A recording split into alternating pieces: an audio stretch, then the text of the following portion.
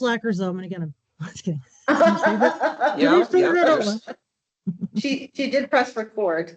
Okay, thank you. Welcome to the March 27th meeting of the Mendon Conservation Commission. It is 7:14 p.m. We're starting late, so I'll try and speed things up. This meeting is being recorded and will be made available on YouTube. Roll call. Susan? Susan, say you're here. Yeah, I'm here. Roll call. Hmm? Roll Yeah, call. Susan Cahalan, Vice Chair from the Airwaves. Peter Coffin. Leah Whiting. And Carl Hummel, I'm the chair. We'll skip item number 3 and move into notice of intent for 27 Pleasant Street, DEP 2180860. Come on up.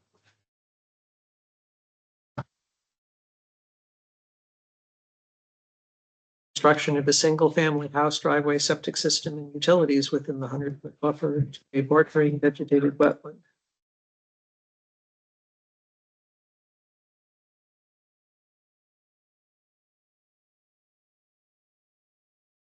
Hello, Hola. we're back again. Hopefully for the last time. As I understand it, you did hear back from NESPA on any conditions they want to add. They don't have any special conditions to put. Yes, we heard back from them. They have nothing that they wish to add. So it's up to us to make the Concom to add things. And I drafted the special conditions and I got a copy this morning, so. So could you list what the additional ones that you're adding? You have them. Yeah. Okay, I'll read them then. The silt fence and erosion controls be connected and extended to surround the entire construction site. This will serve as an exclusion zone to keep the endangered species from entering the site during work. The entrance area would need to be closed at the end of the workday. And because of this change from the plan is built, we're saying that you would have an updated erosion control submitted by the pre-construction meeting. And then Isabella would go out, approve the erosion control after it's in, and then you start working. We're also saying that a qualified professional conduct a endangered species sweep prior to the start of tree clearing and earthwork to relocate any animals or nests. And you and your client are agreeable to that? Yes, we did have a discussion. How heavily did the sandy soils come into that, wanting that area cleared? It's just, we did a lot of soil testing out there years ago. And because it was so rocky, there could very well be some soil debris from the soil testing. But I didn't, I wish we had found sandy soils for the septics. But it is good soil, but it sits on top of hard ground. So. How does I that was test just these conditions? curious where that sandy soil. There was some, from my memory of the sidewalk, there was sand in the location of the cleared area up here, but because it's marked for turtles and salamanders, so having a professional sweep it once the silt fence is up prior to earthwork, if there were any animals, you don't want them crushed. Right. But that's at least how I'm suggesting it be worded if the commission wants the condition. Well, from my understanding, because if we can't talk about animals, or what specific animals, but the idea of a sweep is that you want to make sure that there's none of those animals that can't get That are stuck inside stuck the silt inside the fence. silt fence, right? Yeah. So you do that once. Do you have to do it Yes. every week or check on it or once and done because they can't come in? Silt fence. As long as it's intact. Yeah, since And so I'm suggesting the silt fence be extended around the entire construction site. Once you put it up and sweep, you shouldn't get anything inside, Right. ideally. They could come up the driveway during working hours, but yes. But I'm So you're okay with that? Is that a condition? suggesting it that way, because then it's once. Otherwise, Yes. you can't build Right. from April to October. Right.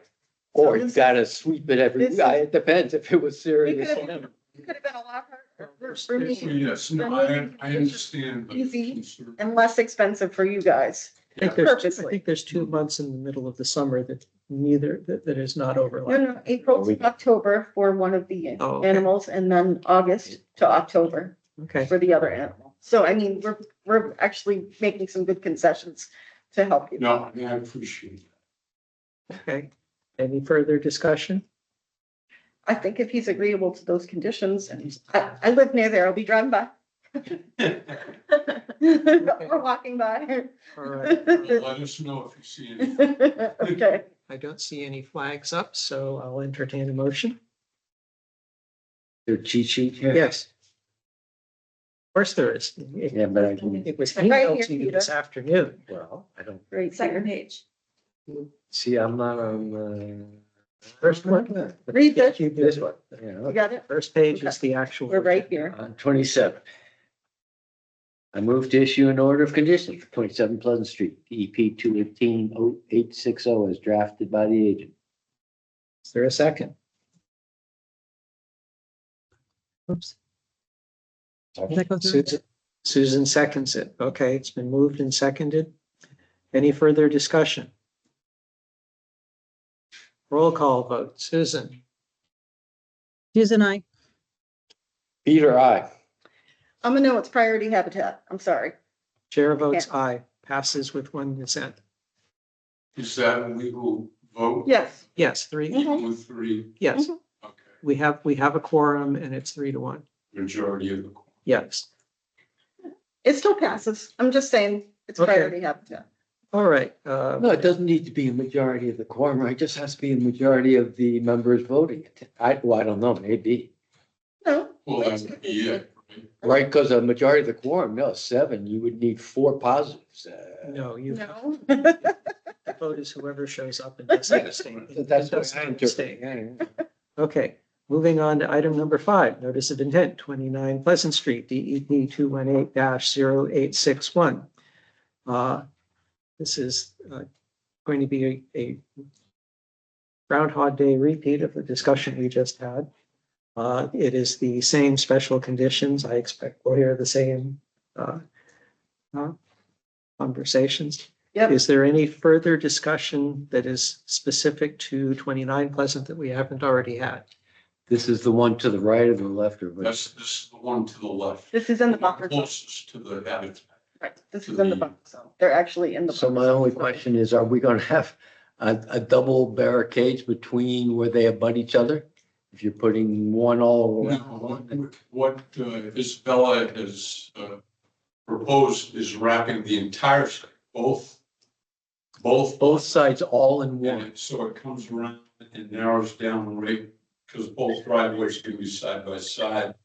So that one stretch there is gonna have to be removed and replaced at the end of each day, Okay, so that we maintain control of that. And I think that makes sense for if they clear trees up the same or whatever. more it's efficient. One site, but Yeah. then if you finish one house, and want to put erosion controls down the middle, or, you can move it after if one of the houses is done first. Want a motion? Yep, I'll take. I'll move to issue an order of conditions for 29 Pleasant Street, DP 218-0861 as drafted by the agent.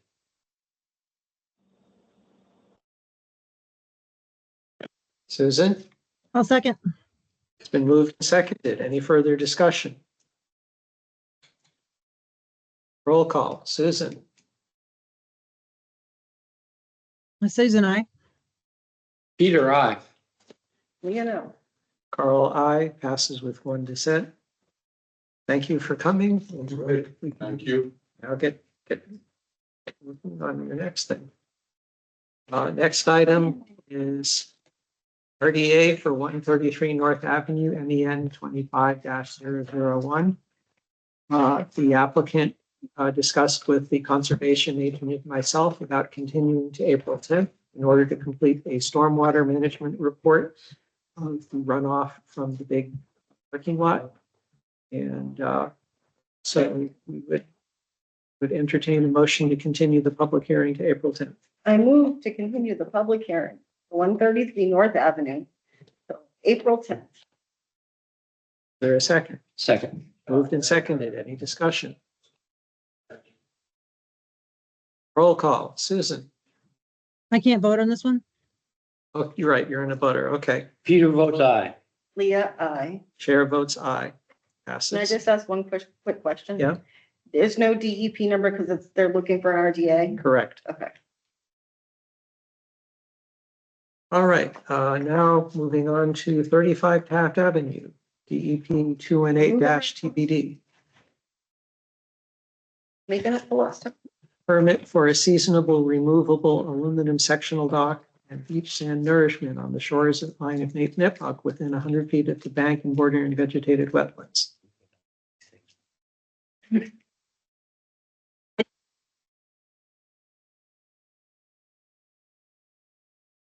Still don't have it. Nope. But are in receipt. I think I emailed you.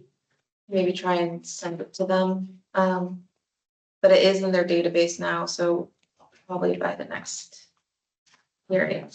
Okay. And then I think there was an email correspondence that came in last week. And I forgive me, I've been on the road for last week, so I might not have been able to respond to it, but I think there was the only concern about or it was brought up about altering the shorefront line with the beach sand. And I just wanted to make it clear the intent to alter it in any kind of way. It's to maintain it how it exists. Right. And how it has existed. It's definitions, but Well, yes, yes, I just didn't want the DEP to think I was trying to bring more sand or change the. create something that wasn't there. But the issue is that from a reading of various parts of the DEP regulations, especially for chapter 90 something, 91. 91, you're not allowed to have any beach sand at all. So this is something that I will be raising later on in the meeting, and the commission as a whole will be having a future agenda item topic to discuss how we will be approaching the Lake Nipmuc Great Pond shorefront owners and giving them the sad news that no, you really aren't. You're going to have to move your beach up a lot higher than you have now. So that may tie in with what you want to do permitting in the future. So you can check in with Isabella and we will be having people, I'm hoping to have people from the Lake Nipmuc Association weighing in on this matter when we get to that particular discussion. I think that sounds good. That was the only Yep. thing that I've seen in the last week as far as respondents, right? I feel like that's our only sticking point left. That's, yeah, that was DEP waterways, so Yeah. DEP wetlands will give the file comments for the Wetland Protection Act. Okay. And the file number, so we're waiting on. Yep. So I'll entertain a motion to continue. I will make a motion to continue the meeting to the next meeting on April 10th. Second. Okay, moved and seconded. Roll call vote. Susan? Susan, I. Peter, aye. Leah, I. Chair votes aye. Car passes unanimously. Okay, see you in a Thanks couple for of coming weeks. in. Because we have people on staff, I'm going to skip over item 8 and go to item 9, 23 Cape Road Enforcement Hour. Review review reports from March 17th and 24th following rain events. Discuss the rain event from March 17th with Deshane Wang. So I'll give the background for this and why I wanted to have people come in for this meeting. One of the abutters took some photographs. The March 17th rain event showing some siltation. And Since then, there have been a blizzard of reports from Deshang and from Dan Wells. And because it's all very technical, it looks like the problem has been remediated, and there have been a number of rain events since then.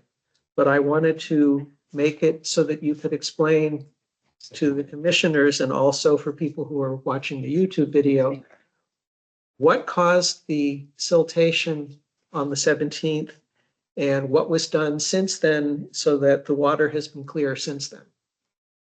So whichever of you wants to start. Good evening to the commission. This is Sean Baggett with Blue Water Property Group.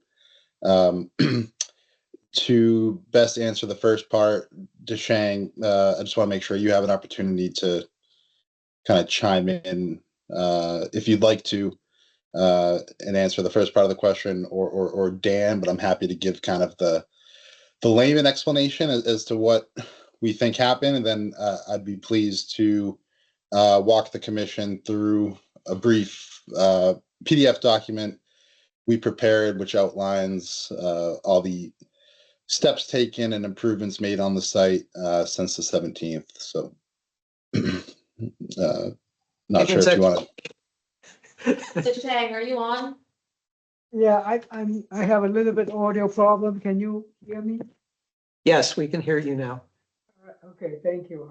I'm trying to change it to a better headphone here, but it didn't work. So this one only had one side working and the other one didn't. So, okay, I may missed, but I did read ARCO's recent report for the site condition.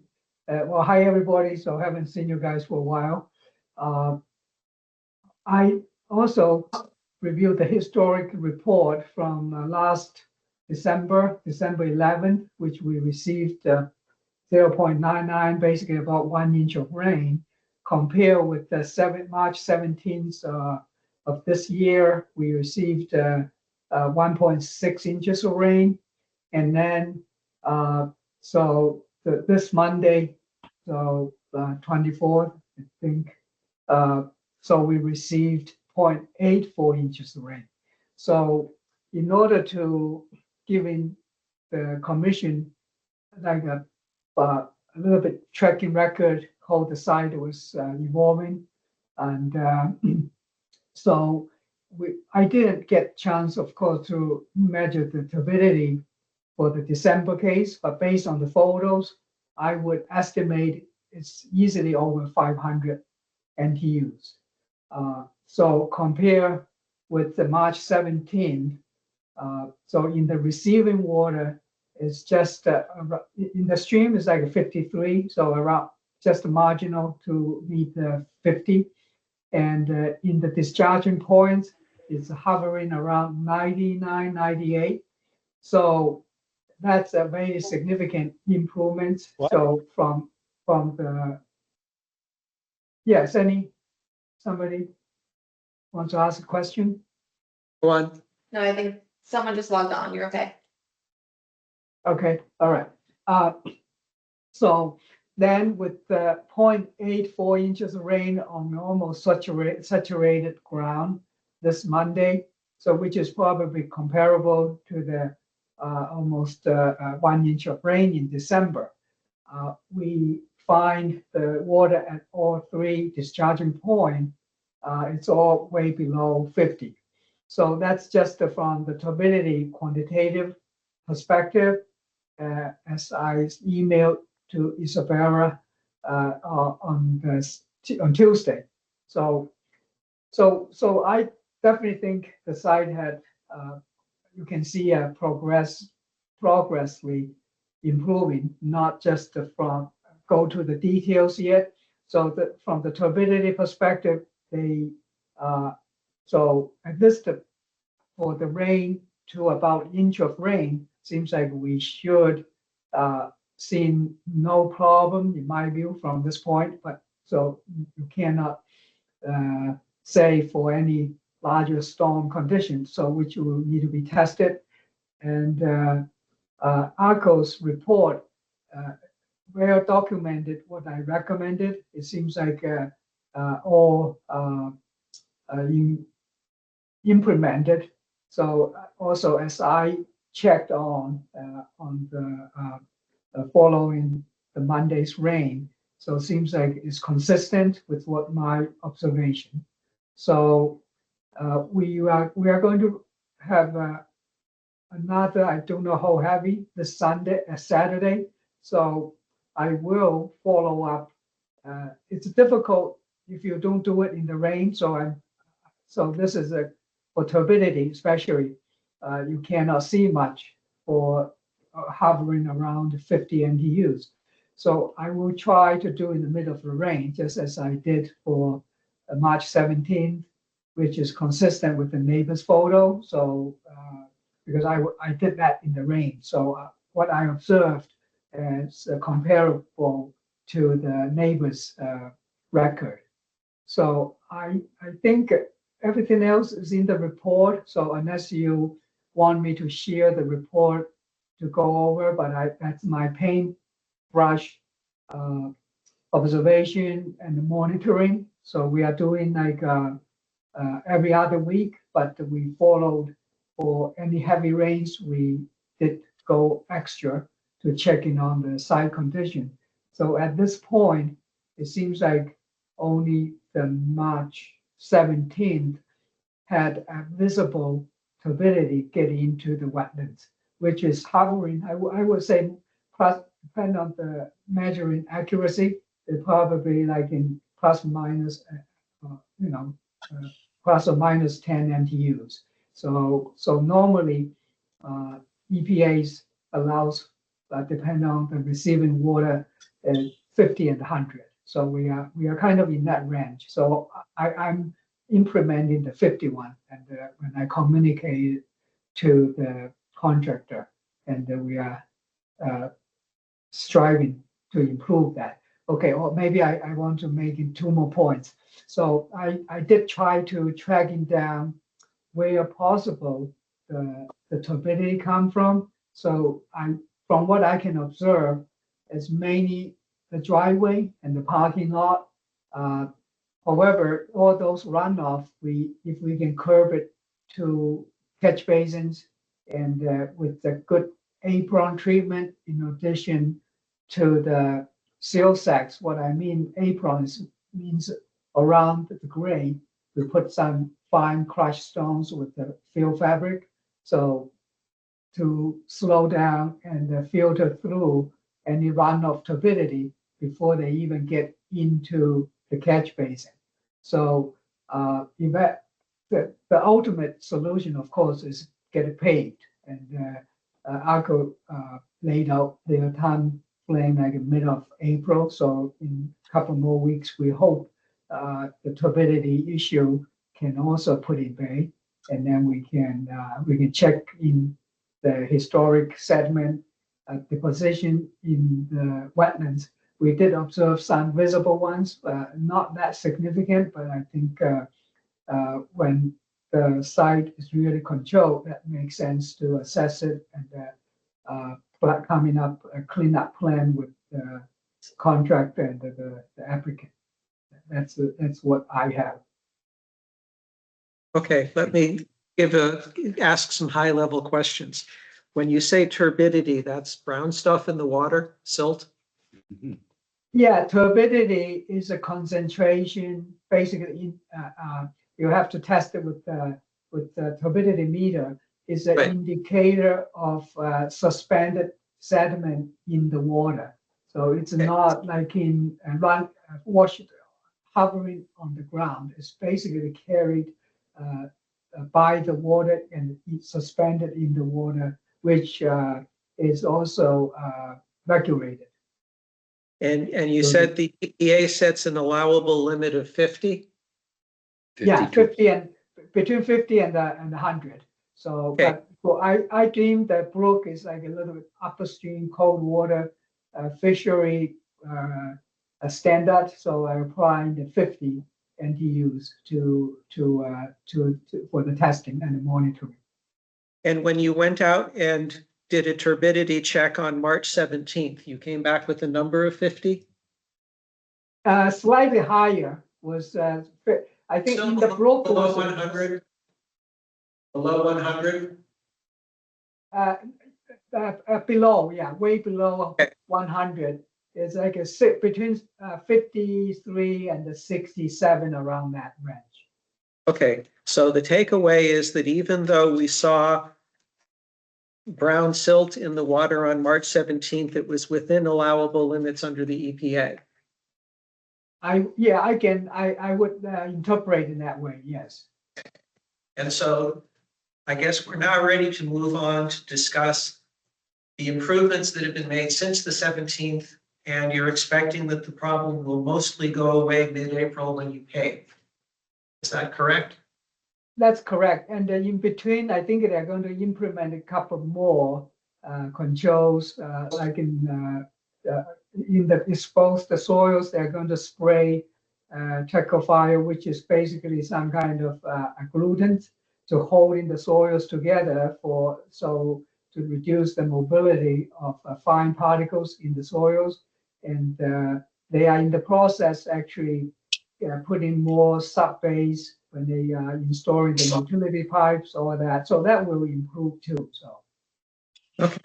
Mr. Chair, Yeah. if I could confirm what I heard Deshang say, which I thought was a good idea, because I'm not seeing it in the reports, but I didn't really read them is that it would be a good idea now to put an apron of stone around all the catch basins to catch the sediment before it even gets into the basins, because then it gets into the settling pond, and the settling pond's probably not big enough to capture sufficiently. So as much as we can do to reduce it is a good thing. Is that what I'm hearing?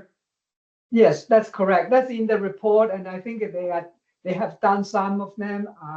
What I recommend them to do is we identify one of the catch basins in front of the parking lot. It's like a northeast corner of the building, which seems like most of the parking lot runoff in front of the building. They are going to expand a little bit of the aprons. They already have. They did already. They put the fill fabric over the catch basin and they put some crushed stone on it already, but it's very limited over the grades. And the water actually doesn't really get over top to the grades. They kind of leak in on the side of it. So that's what I observed. Thank you, Deshang. And just a question, it's supposed to rain this weekend, Saturday, Sunday. He's planning on going out. You're planning on going out on a Saturday or Sunday if it's a heavy rain? Yeah, that's because that's the only way as an engineer and scientist, you have to be on the spot to see the problem. Otherwise, after it's gone, you cannot see that very well. So I have been there try to obvious. Sometimes when I see it's raining in my area, when I get there, they already kind of stopped. But I was lucky twice. I was in the middle of the rain. I always carry an umbrella, so I always try. Well, thank you for your dedication, Deshang. Appreciate it. Oh, thank you. I appreciate that. That's my job. I have to do my job, so there's no choice. Every job have their good part, and I think it's a good part. When you find the problem, you can solve the problem. You feel your time is worth spent. Okay, comments from the site management team? If it would please the commission, I'm happy to share my screen and walk us through that report that details what we've done and can show everybody some pictures. Sure. And then after the presentation, if there are no other questions, the commission will entertain questions and comments from people online. Okay, great. Hopefully you can all see my screen here. Is this the report you sent this morning? It's slightly updated. We added in a couple more pictures and I believe confirmed the paving date. It's been been a very live process, live update process. Yeah, you can send the final draft to Isabella and she'll make it available on the town website. Okay. Awesome. And Dan, I think you did that. Yeah, I have. Yeah. Okay. Awesome. Okay. So as was noted in Shang's March 17th report, the following recommendations have been completed to date. Adding crushed stone check dam around the upgradient slope of sediment trap B. Yeah, that's a great job. So the water was like in the pond when I went back. It's like in really clear. It's almost like in a glacial pond. So the turbidity is only 18.22 after 0.84 inches of rain. I think they did a great job to install this check dam. I have to give the credit. It's actually, I caught that surprise. I would expect the turbidity will be higher than what I see there. I could believe how clean that water is in the follow-up inspection. Thank you. Really. Yeah, no, thank you to Shang. The on-site team's been working very hard and diligently to make a lot of improvements here, so I appreciate that. Number two, we added erosion control matting along the outflow path of sediment trap A. That's very helpful. We plugged the weep holes for all manholes and catch basins. 4, created interim micro storage locations around catch basins and added surface filter fabric over the catch basin grates. Yeah, so this is the area we're thinking to adding some apron crushed stones around some of those catch basins. They already did it. I don't know where is this one. Is this in the front? So that's probably the one. I saw there was some. We can definitely improve it. Like whatever I see here in front of the cars, we can definitely improve a little bit with the apron underlined with the fill fabric if we don't pave it right away. So with the picture, I'm seeing 2 catch basins, and they're saying they have filter fabric, but you're suggesting that there should be more stone, wider around them as an apron? Yes. Okay. It makes sense. Hey. We raised the overflow elevation by temporarily blocking the lower orifice of the outlet control structure beyond the infiltration basin. 6 here, we loomed and seeded and installed erosion matting in place, or this was in place, Shang, I believe, when you're on site. Yes. Yes. So we have it here along the southern riprap swale. We have it in the eastern parking lot. Yeah, just before I forget, so since when I'm seeing through this, there's one thing I did my testing. If you can move to the above one more picture. Yeah, here at the very upstream end, we have HDPE flare and discharging pipe. During the inspection of 22nd, I did get that runoff turbidity to a pretty high 400, but the flow is not that much. So as a result, normally this swale at the down gradient end is always be clean, even including the time December. But this time when I tested, it's still very clean. So it's like 22 is probably relatively a little bit higher. I suspect there's something draining to that pipe. We need to check. I know there's a catch basin up gradient there. It doesn't receive probably too much runoff. If Tom and Justin, when you guys go to the site, probably checking on where that catch basin draining to this end of beginning of this swale, probably should check it out. Absolutely will do. Doesn't that capture all the water coming off the, like from the soccer fields and that upper side coming down there? Until the road gets put in. Yeah, I think that they may or may not, because I did observe significant, but because those cycle fields supposed to have a very clean water, relatively don't have turbidity in it. I think they may be buffered out by some of the woods or something, you know, so I cannot confirm or very little runoff was generated. So this, I haven't seen significant runoff in this swale during the rain. So there's some of the, because of, if you look in this, the netted, with the blanket is raised, it's almost like a curve. So the runoff coming from the construction site doesn't really going into that swale. It's all pitched to the back parking lot and it gets settled and then going into catch basins in the back parking lot, which is supposed to be the way based on the drainage design.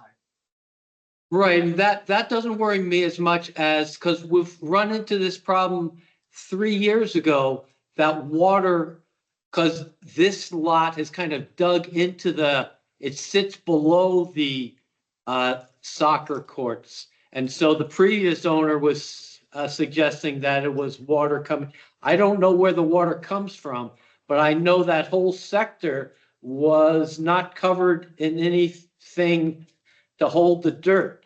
So until it, and that's upstream of that. So I don't, however, you can look at the site. So thank you. Yeah, I will check it out. So maybe next time when I get there, in general, the swale does not discharging high turbidity flow through all the time. I haven't detected anything more than what I just did last the Monday. So therefore, we can identify if there's any offside flow, but I would think that even as a flow coming in, is probably not high turbidity.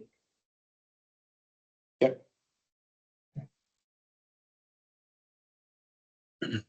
Again, just showing additional matting in the eastern parking field. Additional matting along the northern riprap swale here.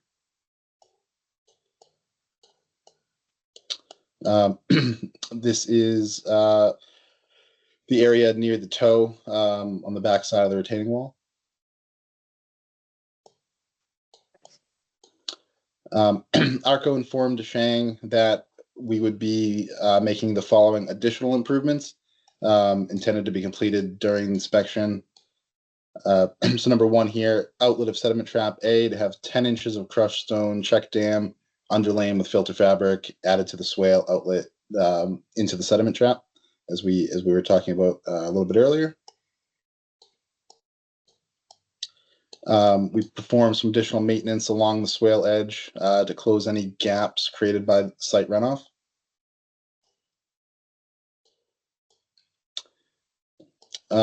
We've made reference to some of the additional recommendations that DeShang provided in his report. Number one here, loam and hydroseed all of the currently exposed sloped areas. This is ongoing, as indicated in DeShang's report on the 22nd. Point A, we repaired and replaced all the matting blown around by the wind. The well, where we're going to have our domestic wells, that area has been seeded and matted per discussions during the inspection. Actually, I already made reference to this. Again, this is the northern swale. We mentioned the tackifier earlier in the meeting. So we did spray and install mulch along the shoulders of the roadway and the sediment trap banks. Sediment trap A here, and Tom, feel free to kick me if I butcher any of the sequence here, but this section's all been completed. This looks new. That I haven't seen that. So Yep, that's this- definitely going to help. Shane, this is per your report since what we've gotten done here today. Okay, thank you. Yep. Yeah, That so line. that's quite new. Yeah, that will help definitely for the trap A. So Here's a photo of sediment trap B here.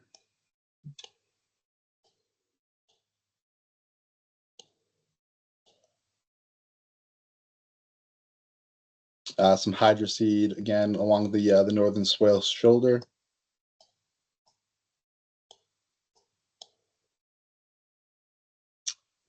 The southern swale again from the opposite view.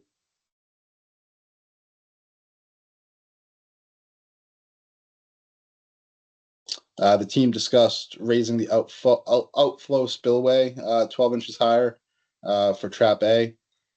However, just instead of going vertical, due to porous stone wall at the perimeter of the site, we're actually going to get the increased height by digging, by going 12 inches further down. Yeah, you can this should hold be- that, maybe you can hold on that if it's not done yet, since you just hydroseeded. Hopefully we don't ruin the hydroseeding slope. I look at it, so and this the 24th it's like a port, like 18 inches freeboard extra storage in this basin. So unless we receive really significant more rain than we had on 13 on 17. So I think it should hold. I just want to give a couple of days, especially right now it's raining. We probably don't want to disturb right away. So if you're thinking doing like tomorrow, probably hold it. So let's see what the rain over the weekend with all the improvements you did. I feel we made already good enough, but let's test it out rather than running the machine there. If you are planning to do it, soon, I would hold it for this area. for Okay, now. so yeah, I mean, Tom, you tell me, but I don't think there's any issue in waiving that off for now. We can hold, or we're making an isolated entrance to where we'll get in, not on the embankments that we just hydroseeded. We would make one access point, go in and repair it on the way out. That would be the goal. Okay. So one way or the other, we want to be prepared for those, like you said, rain over the weekend, rain next week. We want to create as much containment in that as we can prior to. Okay. So that's Yeah, most likely how we go about that. Yeah, that's because I haven't seen those new implemented things. Just from the picture, I really feel it's going to reduce a good significant source of it from the spray. And if we go digging it and you don't know where, because the rain is kind of coming in quite very quickly. I mean, soon, I don't know if any disturbance cleanup would do good or bad until even we do that. I like to recommend to do it. We now have a couple of dry days, so that's probably normally I would do. That makes sense. Thank you, Desheng. Yeah. Getting into the recommendations that were within table 1 of Desheng's report, we will continue to maintain the access driveway stone. However, we do have a confirmed paving date, April 17th to April 18th. So that'll certainly help the situation as a whole. Loose solid wastes were observed in the buffer zone. The crew is scheduled to complete a sweep of the perimeter and buffer zone for trash collection and cleanup tomorrow, Friday, 3/28.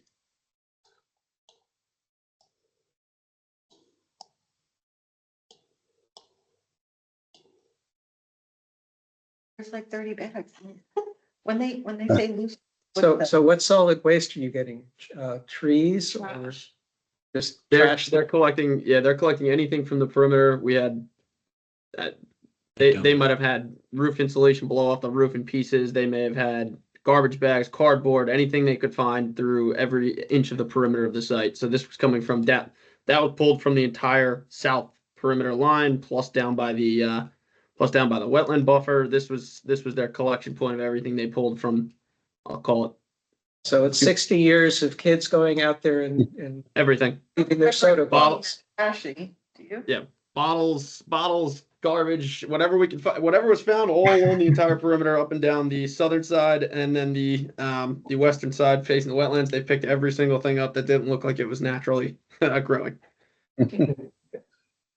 That's a good amount. Well, you definitely pick more than I see. I would. That's-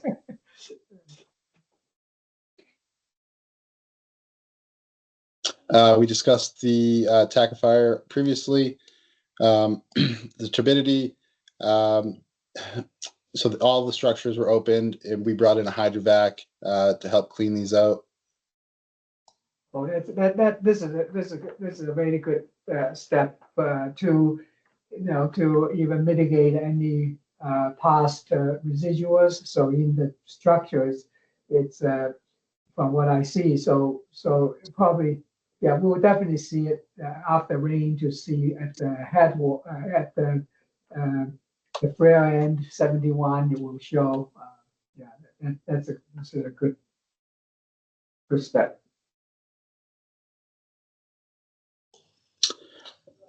We discussed sediment trap B, the matting, the seating and the matting. We discussed sediment trap A, raising the outflow. Again, point number 1 here, hydrovac. Point 2, downgrading of trap A, repair of the silt fence, replacement with wattle protection due to stretching of the fence. Then point 3 in the report has been noted. The repair we made was effective. We're going to keep maintaining and ensuring that stays upkept. And that is the end of our report. So a lot of good progress, a lot of good activity on site over the past couple of weeks. Okay. My last question before we see if there are any audience comments is, what is your current timetable for examining the BVD for past historic siltation and whether any remediation work needs to be done? So Carl, you're asking me. So I put in my report, and also I just stated I recommending that so when the site is really full in compliance, and we will do more thorough investigation mapping. So to identify the area we need to do some cleanup. I have some good idea where it's probably minor cleanup may need it. I discussed with Dan at one of the trip. So, and some of the ones downgrading kind of in between point 1 and 3, downgrading inside of the wetlands. There are some turbid snow for a while, and so right now the snow is gone. Actually, last time I was there, believe it or not, they still have some residual ice in the wetlands. So we need to wait that all cleared out, and we'll do an assessment. I don't see so it's not from this phase of construction. It's definitely, as the commission pointed out, it could from like way before the current owner, the previous owner time, because I do remember there was some good washout that day at that time. So we will try to identify to see what the best way to do the cleanup, because definitely we don't want to do a damage more than mitigate repair. So that's one of the subtle line we need to coming up with the involvement of Dan, because it's not just a shovel and you need some very dedicated to preserve the original substrate and the vegetation, the system. You don't want to over dig into to the degree will damage the root system, the rhizome system of the vegetation of the stuff. So can you give me a month? Months and give me an estimate then. Yeah. So we probably will do like the end of April, because and then right now it's still wet. I don't think we should do it right now with lots of runoff going in this area. So we want to get into a condition that we can come in up the plan, but we should do this one when the ground relatively dry. Otherwise, anything you do it can cause disturbance, and then if you receive suddenly a rain, you're going to wash to the brook. So. Okay, so the action item is in 5 weeks, you'll be able to come back and give us more information on a plan. Mr. Yeah, Chair? I think that makes sense. So it's probably end of April, early May, so we can get that restoration or mitigation plan so to the commission. Yep. I just feel that this is worthy of a site walk, not for the current work so much as to the damage that had been done 3 years ago. And an assessment, is that stuff that's going to keep getting washed up, or is it buried and leave it alone? I think some abutters might have some interest in that because they're thinking it's an ongoing issue. So we all need to get educated, and when the vegetation comes on, it's just a lot harder to do. So. Okay, so, Yeah, sure. Yeah, we can, it's better, we can coordinate the time if the commission is, so to take a walk, so whatever the convenience, I will try to make, available. okay, so we will set something up when we get more information at the end of April. All right, Yeah. anything further from site management? Any other comments you want to make? Nothing further from my end, unless Dan or Tom, you have something you'd like to add. Okay, is there anybody online from the community who's interested in speaking? If so, please raise your hand. And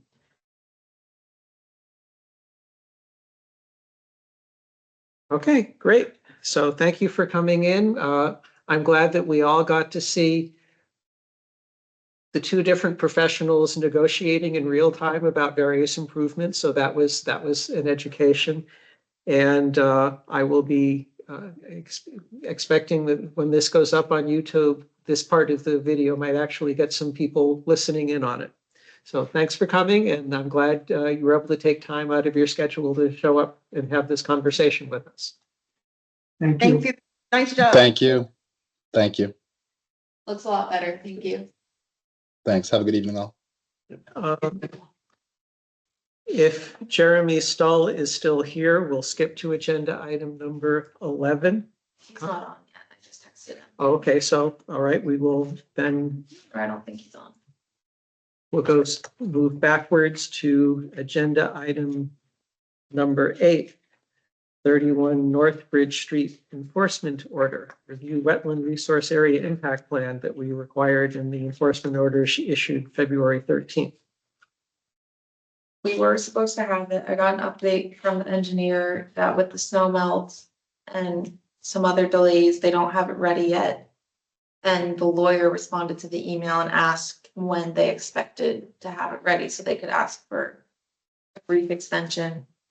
I would expect that they should have it in by April 10th, or else they need to give us a reason besides.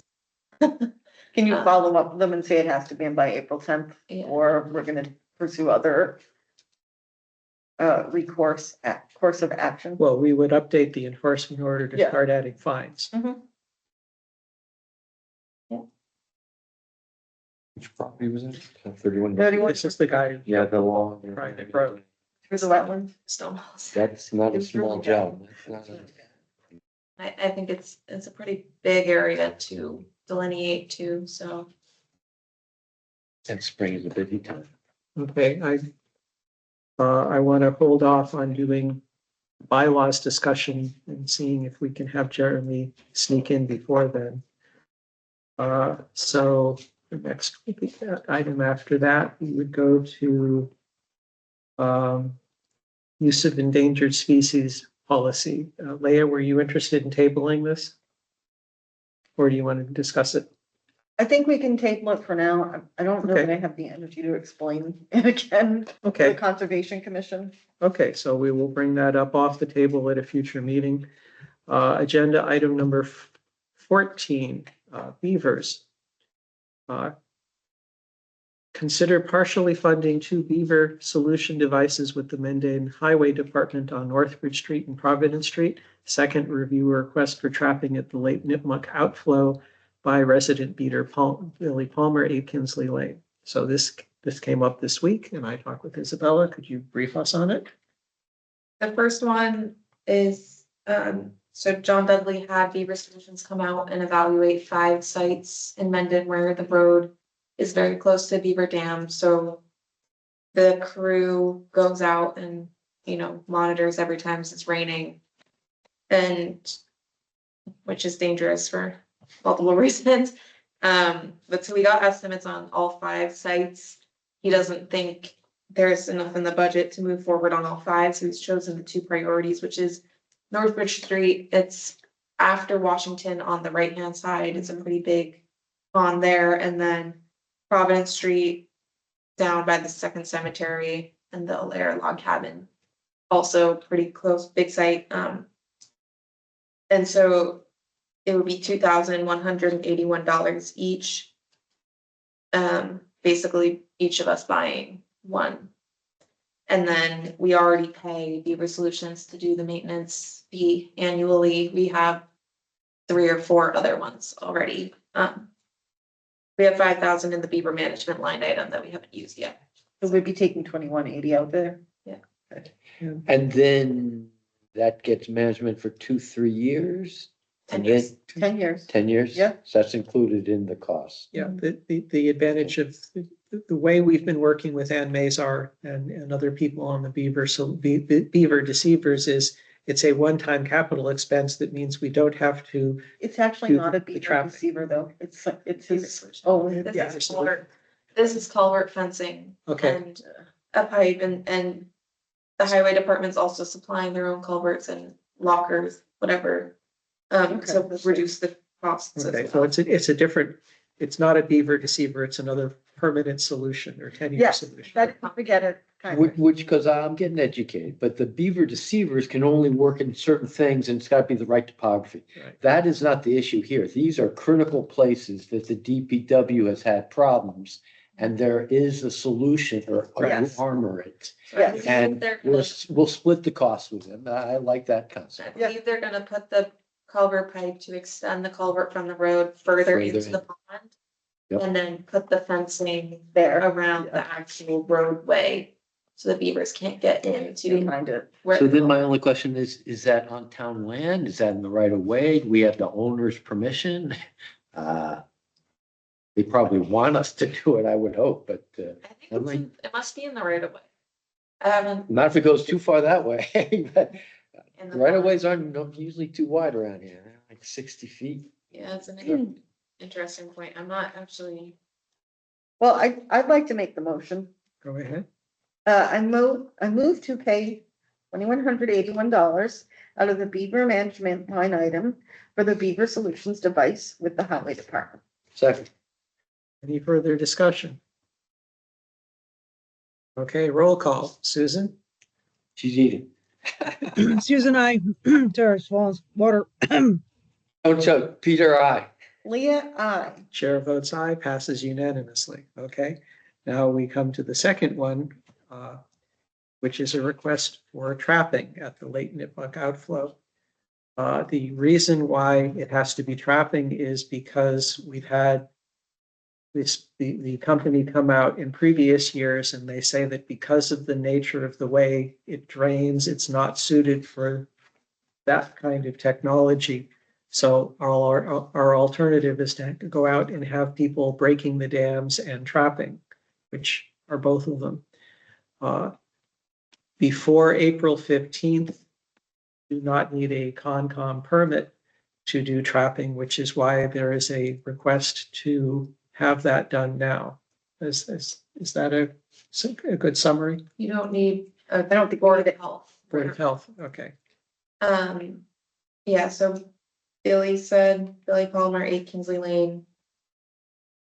I typically keeps an eye on it, so I drove by the lake and it is high. Dan Byer also said it's high again.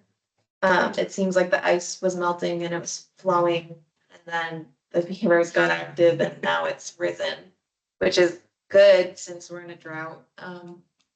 I spoke with Alan, he's in Florida, and he said he can go out and look next week and then do the trapping and would, bill us afterwards.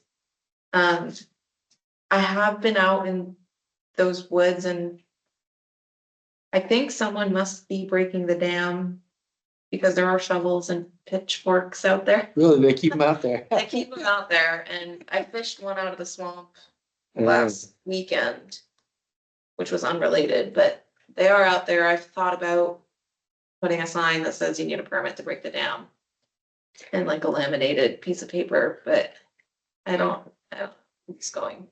It's not Billy and it's not Alan, because neither of them break the dam, so I don't know who's doing it, but I don't think that's the only dam on this river. I think there's many, so, because Alan typically sets his traps on the private property, not on Meadowbrook Woods. Well, Mr. Chair, until we get a grand beaver plan, and I think there's supposedly talk about getting a committee together, right? We're dealing with the, so I think beavers need to be managed, or the lake needs to be managed. And if this is a cheap, effective, temporary solution, it's not that expensive. My concern more is the issue, a lot of people in town might not want people killing beavers. So I would want a little backup, much like it's the DPW, we share it. We understand it needs to be done. Do we go to the Lake Nipmuc and say, you want to throw in $100 and together we'll $200 to, or I don't know.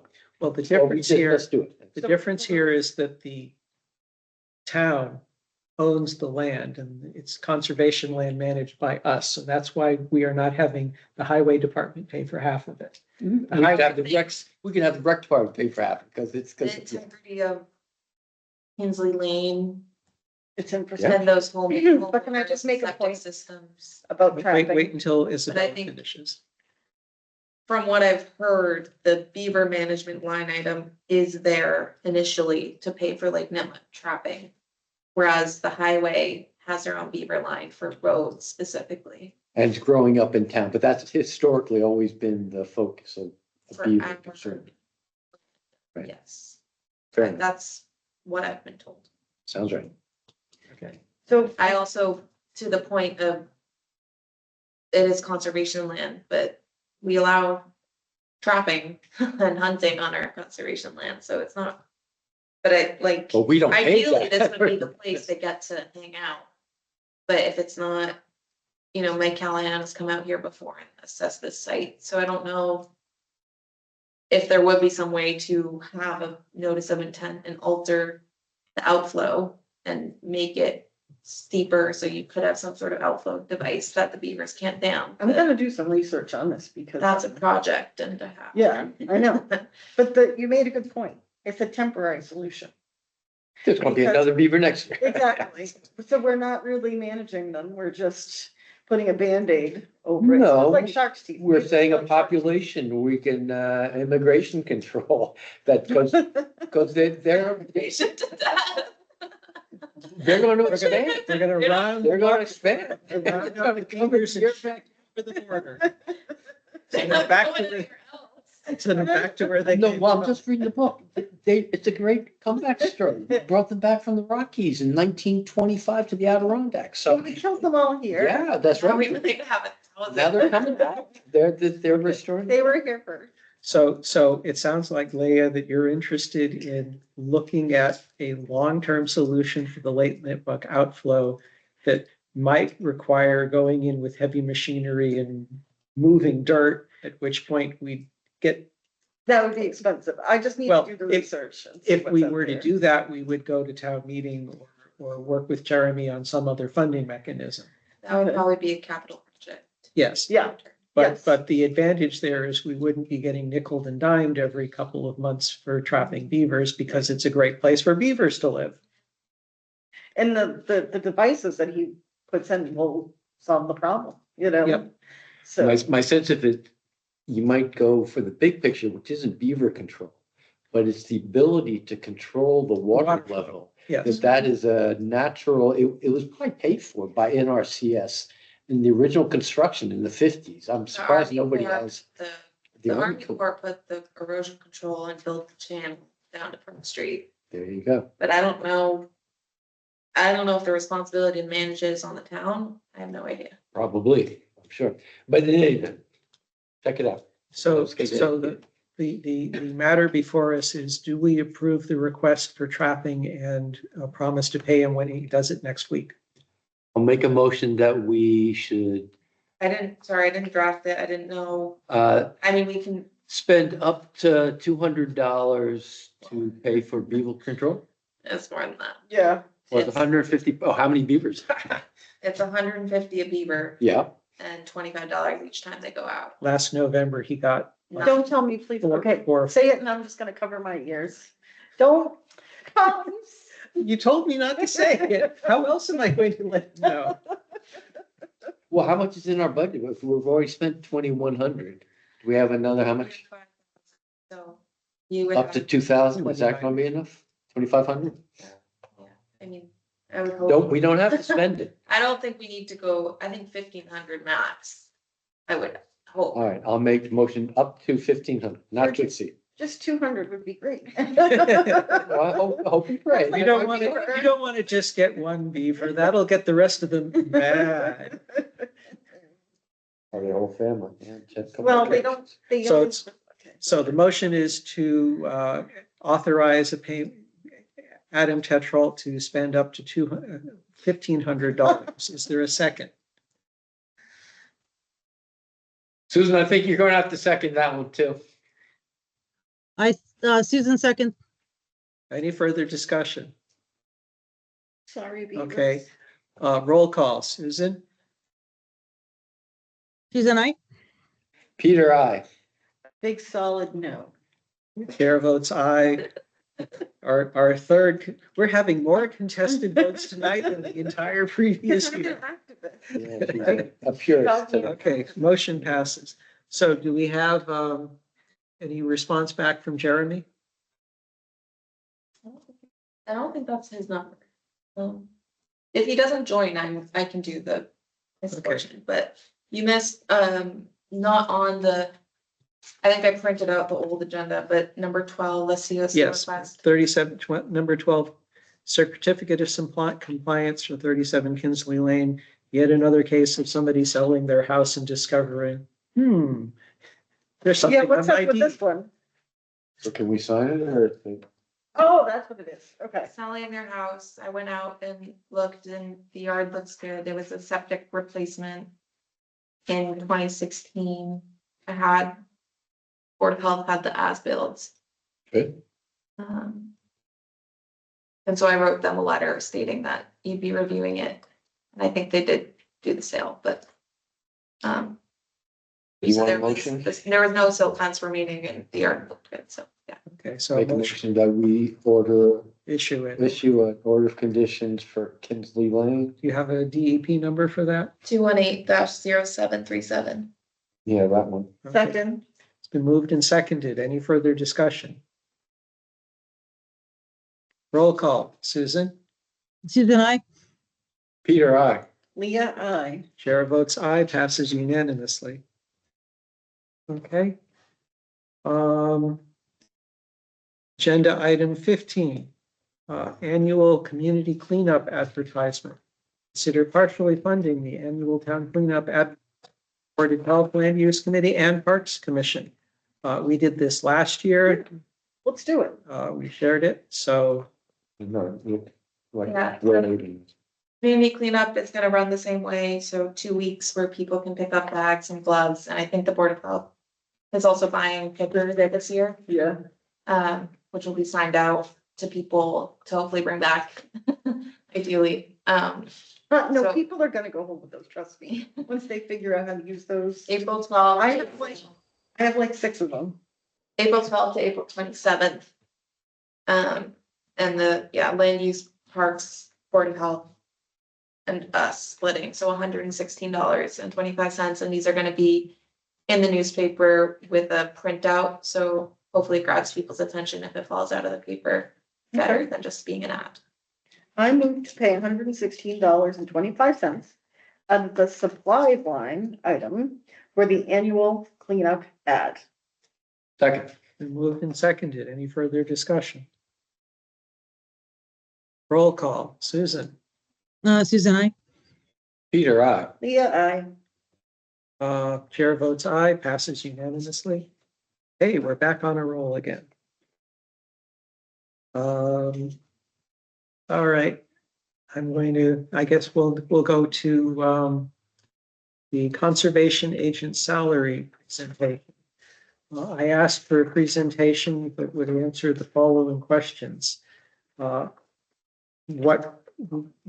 work has Isabella done that would justify granting her the raise? If there are things that she has specifically done that has saved the town money or has improved the quality of life for citizens. And third, why 7.5% is recommended and not like 25%.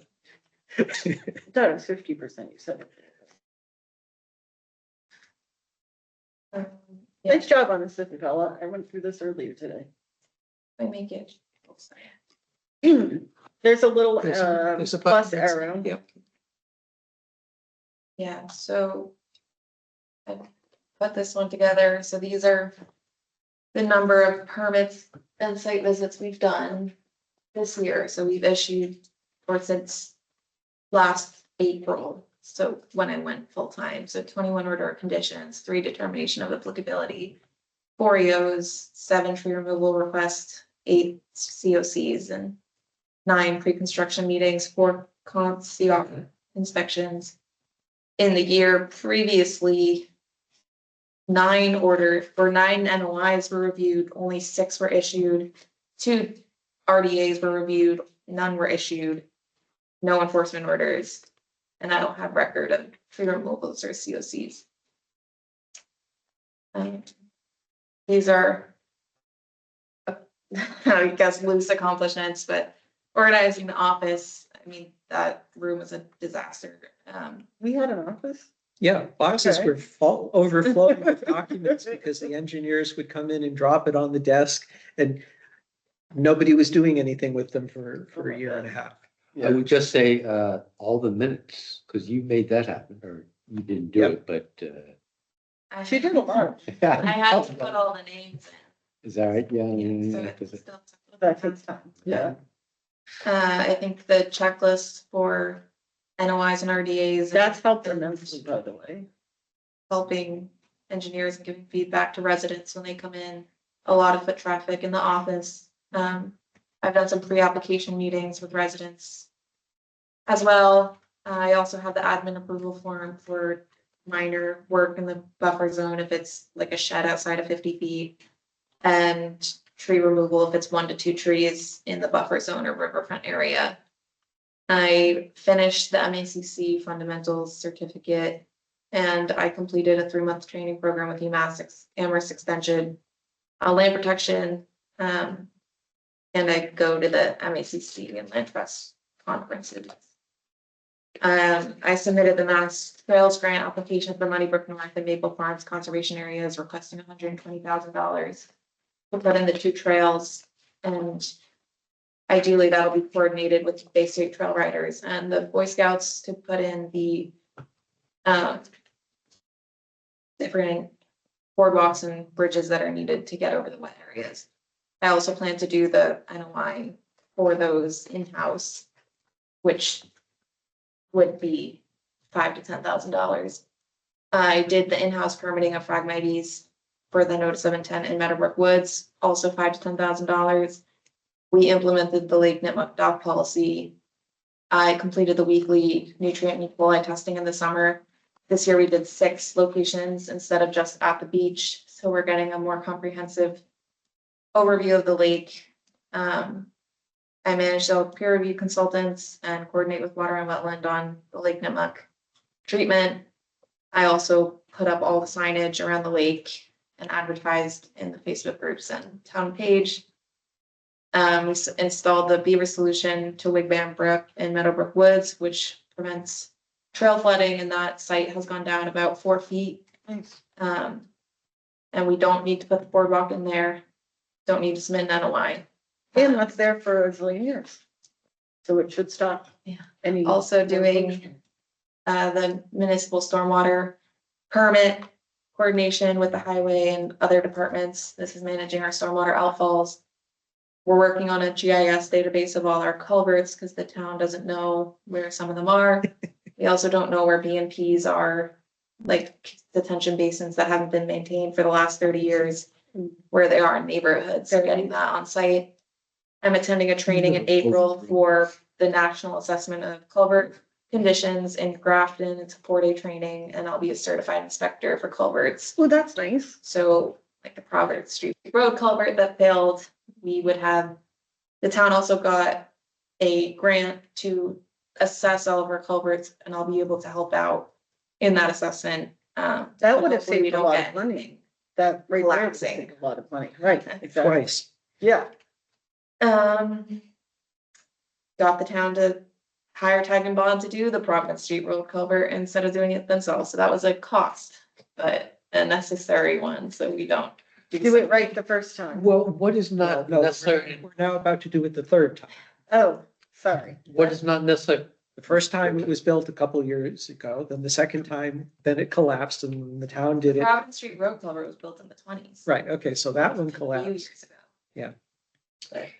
So it's not a specific accomplishment, but I don't know if, I just sense that there's better communications amongst, whether it's the planning board or the Board of Health. So whether it's you having there, be there, because we hadn't have someone.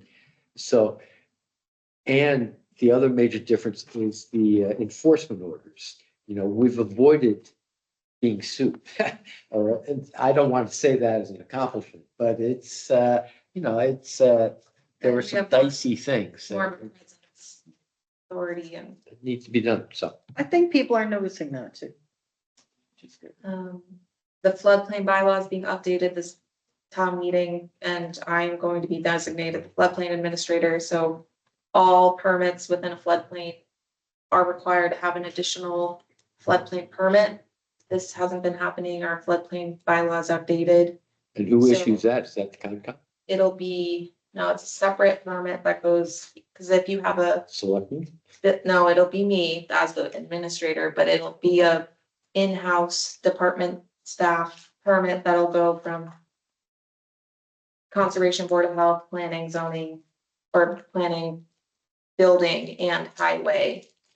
And this kind of ties into us moving towards an inspectional services in that building, and we'll, you know, staff meetings.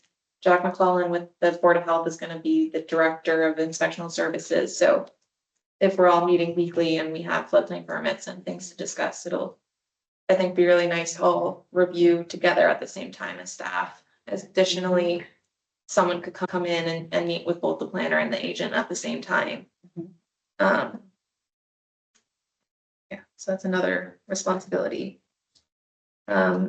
Jeremy's not here, unfortunately, but this is his wheelhouse. This past year, $58,000, 43,000 was funded by the general fund, which is about 75% of the amount. And the wetland protection account paid 15,000. That was committed. That's about 25% or 26%.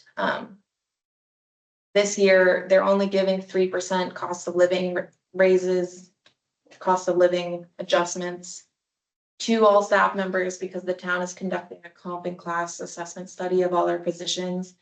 A lot of people like myself don't have, I don't have a contract, I don't have a job description for this job and the energy job. So they've enlisted with,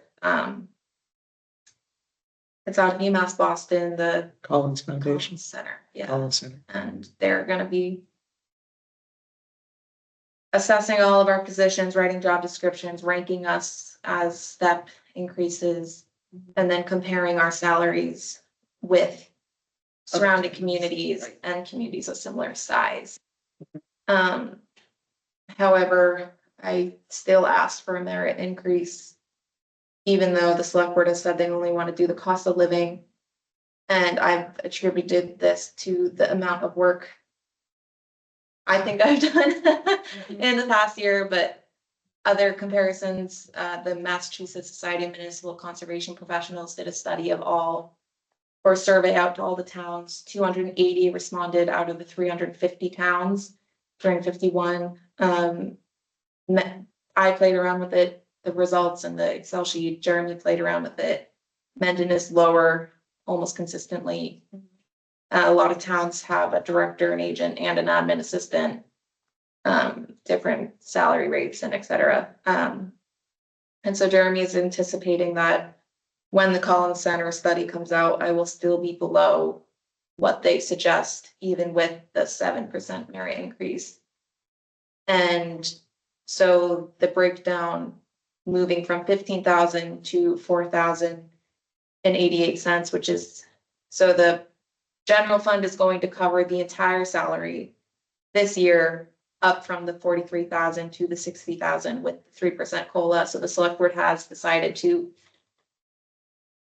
take in the whole salary. The 7% they are recommending here, the $4,088 as the equal to the 7% increase, but only 6.4% of my total amount. So now it will be a 93 to 6 versus 74 to 25. Carl brought up the point that the energy coordinator 10 hours a week is not this department. Will you And get paid so- separately for that? Well, I think even though you're paying for this 7% merit increase, you're paying the 6.4% of wetland hours. Not like, even though it's the amount of the 7%, the wetland protection account can go towards the 5, whatever amount of hours I do as wetlands. So So this is Jeremy's recommendation, The This select is- board. select board recommendation. because I guess I like that, in that they don't want to give any more than 3%. So, okay, give you a merit, but that's going to be coming out of the WPA account. But they have taken on the concept that they're responsible for paying 100% of that position going forward. How much is in the WPA account? So we still have, Right. we have 45,000 that's gone up. We've committed the 15, so we'll be around 30. First 30,000, but we're still, bringing in filing fees. The other idea is really the fees we take in should be paying my salary. And in a perfect world, it'd be even, even to the amount of time I spend on permits. So I think, this slide, I think, says is that the commission putting the 5,000 or 4,000 forward is a bridge to bring the general fund up to speed. And the total salary will be revisited with the comp class study in anticipation of a more formal employee contract. And so I think with this first year and next year, by the time we're in fiscal year 7, we'll know how much we tend to bring in with filing fees. And I think the commission should be able to commit 5,000 every year at least. And because we don't need to accumulate money into an account that can only pay for wetland work. The town has their own legal line item, so we wouldn't be paying for legal fees out of that account. It would be, if we, like I'm suggesting for our regulations, using that account to hire a consultant and draft the regulations, but Yes, I don't anticipate, we're sitting on some money that we can't use on anything besides staff or directly on wetlands. We can't use that money on conservation land. and here is where hiring a consultant to help us with regulations. One of the things that we can discuss putting in the regulations is a sliding scale. If a homeowner wants to do something, they get a small fee. If Right. 23 Cape Road comes in and it sucks up an enormous amount of time. or Right. Kevin Meehan's next project, we would want to have structured in the regulations, the ability to not gouge the homeowner so that they can't use their property while still being able to recover from the large projects, the amount of hours and hours and hours It's fair. that is spent on that. And the state already does that, right? Big projects, long projects, but we could come We up with can, something as. we can as well. put that in our town regulations. And when a company like Blue Water is coming in, an extra $1,000 or $3,000 is Nothing to them. nothing to the amount of money they're investing in. You know, think of how much work the man hours they build tonight to have 4 people come in. And they were happy to pay Duchesne. So there you go. Well, Is not only are they that's okay paying, with you? Well, we have to make, I mean, can we make a motion? Are we ready to make a motion? well, my goal in having the presentation is I wanted to make sure that that the public is aware why Isabella deserves a merit raise. And also to any other staff in town hall who might be concerned about, you know, hey, why is she getting this and why does everybody else have to wait another year for the Collins group to get off their butts and come up with a survey? Yeah. So I wanted to get in a black and white slide and embarrass Isabella horribly by having her talk about how wonderful she is. Well, it's also the function, this is, because this has been 1 year since you've been full-time, and you were how long part-time before that? 6 months? Yeah. So it's sort of like a special transition. It's like you're new, and so we don't want to lose you, so. Can we That give is kind of- like here? Yeah. Something, you Well, know. she'll stay until next year's salary. Well, there you go. Every year. And in But I terms, did present, I presented, you know, not with the slideshow, but I presented to the select board and FinCom, so that's a big audience too. and in terms of job description and contract, you have the same job description that anybody getting hired by Mendon does. You have the same contract that Mendon does. However, I've gone and looked at how other towns do their job postings, and they've got multiple pages compared to what I I have. don't have any contract. Right, and that's what I'm saying, but that's normal for Mendon. And that is what we are now, I phrase it is, we're now getting dragged, kicking and screaming into the 21st century. Or at least the 20th century, yeah. All right. Okay, so So we are now ready for a motion. I make a motion to pay $4,088.45 out of the wetlands RRAP account for the conservation agent salary for the fiscal year of 2026. Is there a second? Second. Moved and seconded. Any further discussion? I could, yeah. Okay, roll call. Susan? Yeah, Susan, and I think it should be 10%.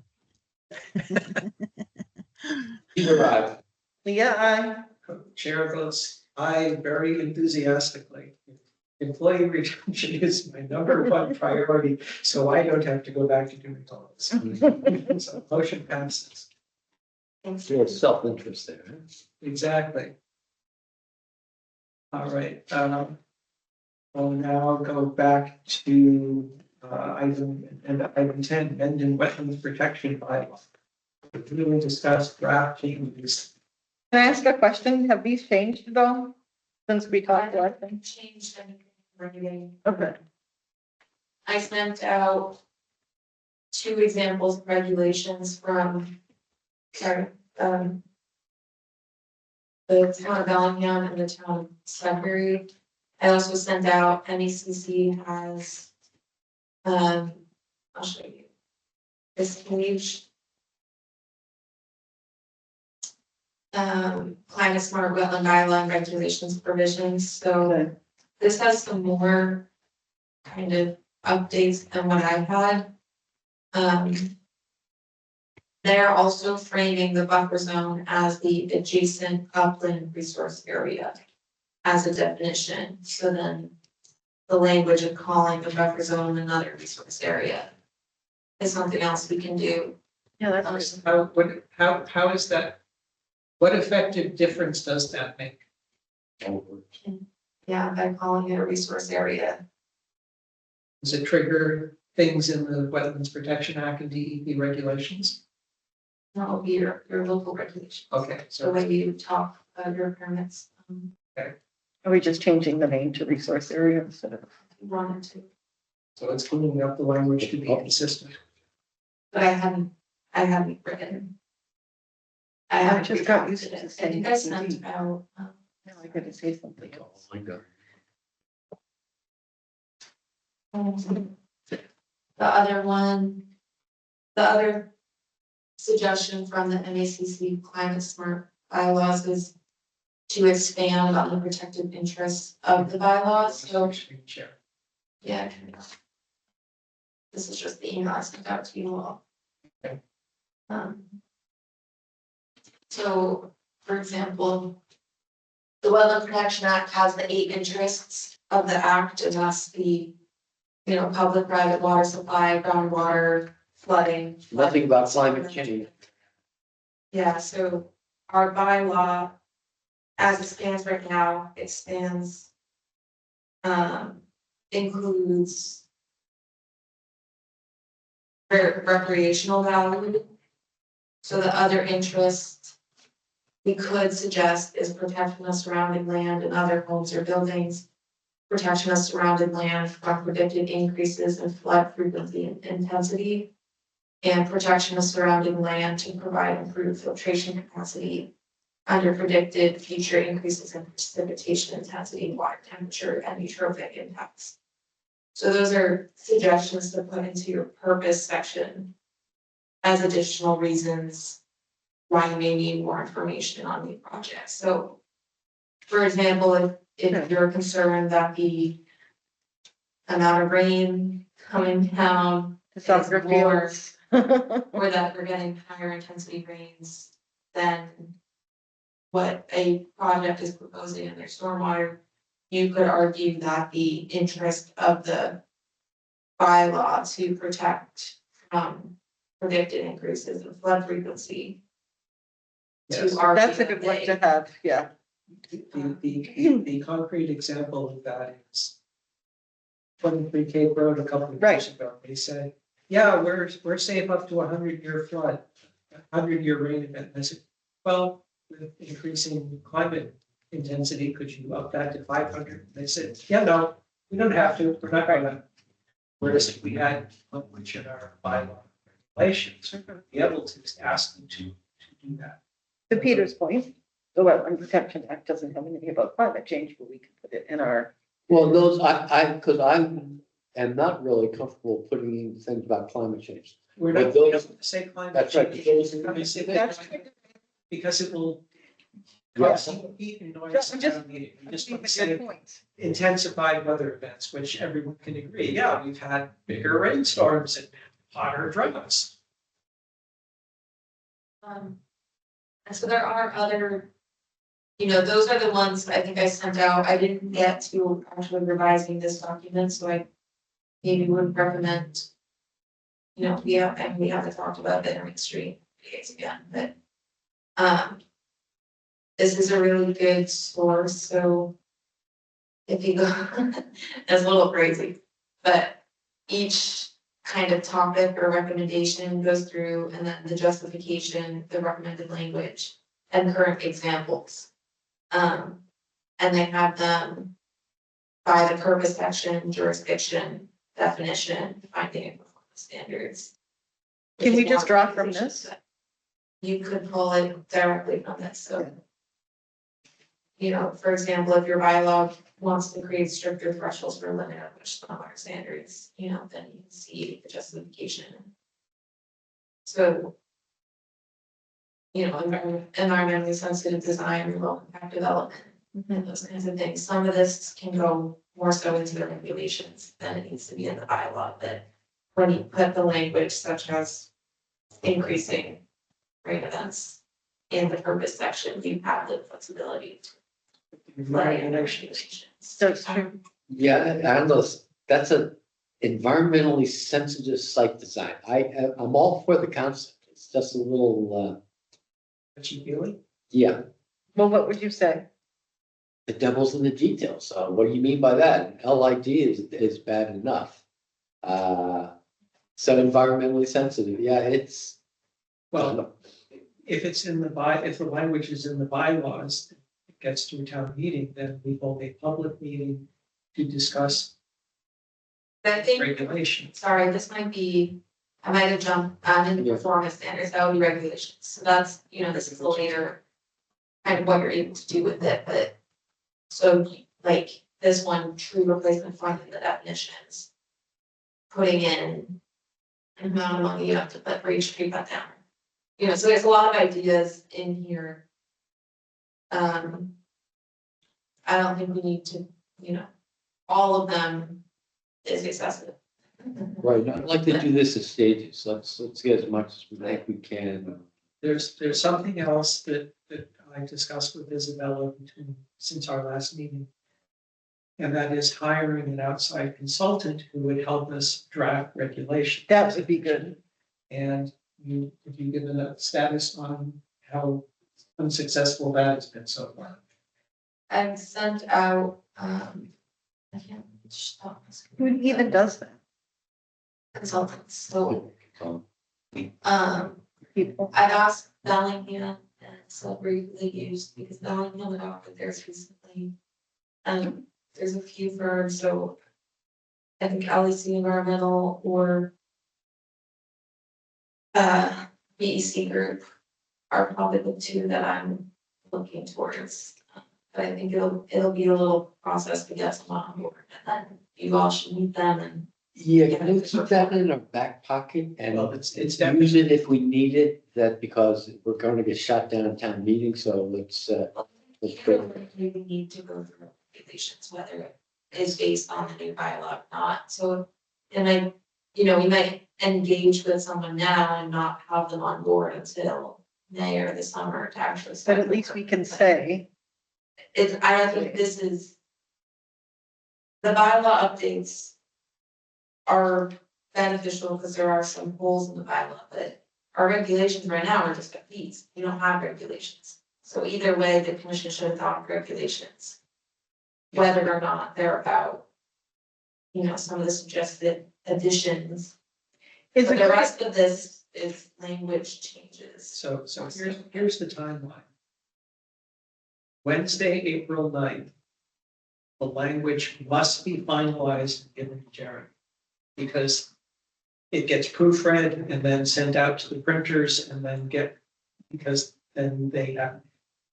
April 9th is when they have to have the text so they can print it and mail it out to everybody in time for the May meeting.